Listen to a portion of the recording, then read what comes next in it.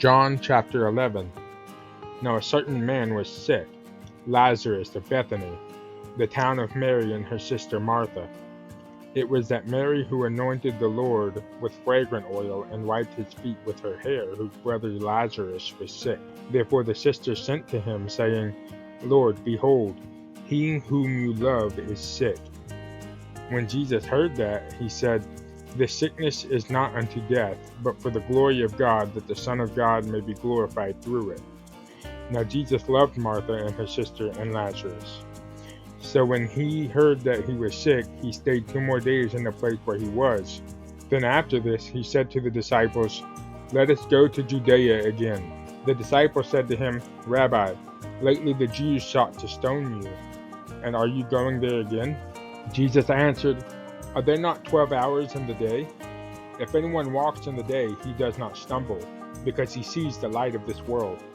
But if one walks in the night, he stumbles, because the light is not in him. These things he said, and after that he said to them, Our friend Lazarus sleeps, but I go that I may wake him up. Then his disciples said, Lord, if he sleeps, he will get well. However, Jesus spoke of his death, but they thought that he was speaking about taking rest and sleep.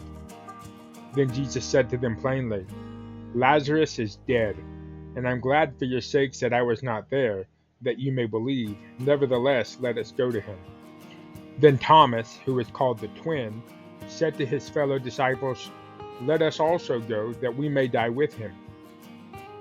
So when Jesus came, he found that he had already been in the tomb 4 days. Now Bethany was near Jerusalem, about 2 miles away, and many of the Jews had joined the woman around Martha and Mary to comfort them concerning their brother. Now Martha, as soon as she heard that Jesus was coming, went and met him, but Mary was sitting in the house. Now Martha said to Jesus, Lord, if you had been here, my brother would not have died. But even now I know that whatever you ask of God, God will give you. Jesus said to her, Your brother will rise again. Martha said to him, I know that he will rise again in the resurrection at the last day. Jesus said to her, I am the resurrection and the life. He who believes in me, though he may die, he shall live. And whoever lives and believes in me shall never die. Do you believe this? She said to him, Yes, Lord, I believe that you are the Christ, the Son of God, who is to come into the world. And when she had said these things, she went her way and secretly called Mary, her sister, saying, The teacher has come and is calling for you. As soon as she heard that, she arose quickly and came to him. Now Jesus had not yet come into the town, but was in the place where Martha met him. Then the Jews who were with her in the house and comforting her, when they saw that Mary rose up quickly and went out, followed her, saying, She is going to the tomb to weep there.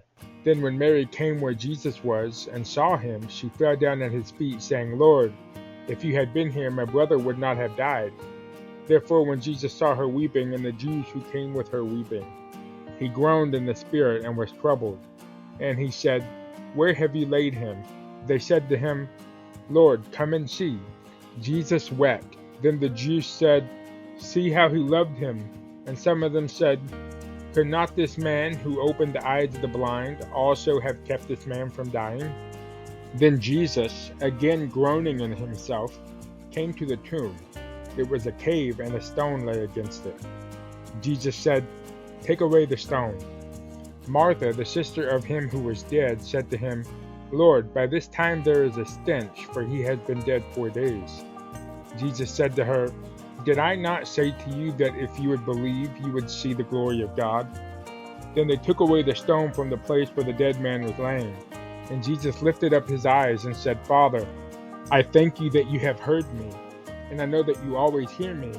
But because of the people who are standing by, I said this, that they may believe that you sent me.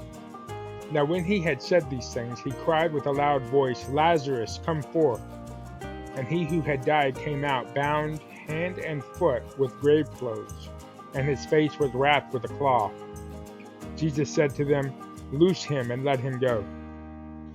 Then many of the Jews who had come to Mary and had seen the things Jesus did believed in him. But some of them went away to the Pharisees and told them the things Jesus did. Then the chief priests and Pharisees gathered a council and said, What shall we do? for this man works many signs. If we let him alone like this, everyone will believe in him, and the Romans will come and take away both our place and nation." And one of them, Caiaphas, being high priest that year, said to them, "You know nothing at all, nor do you consider that it is expedient for us that one man should die for the people, and not that the whole nation should perish." Now this he did not say on his own authority, but being high priest that year, he prophesied that Jesus would die for the nation, and not for that nation only, but also that he would gather together in one the children of God who were scattered abroad. Then, from that day on, they plotted to put him to death. Therefore Jesus no longer walked openly among the Jews, but went from there into the country near the wilderness to a city called Ephraim, and there remained with his disciples. And the Passover of the Jews was near, and many went from the country up to Jerusalem before the Passover to purify themselves. Then they sought Jesus, and spoke among themselves as they stood in the temple, "What do you think, that he will not come to the feast?" Now both the chief priests and Pharisees had given a command that if anyone knew where he was, he should report it, that they might seize him.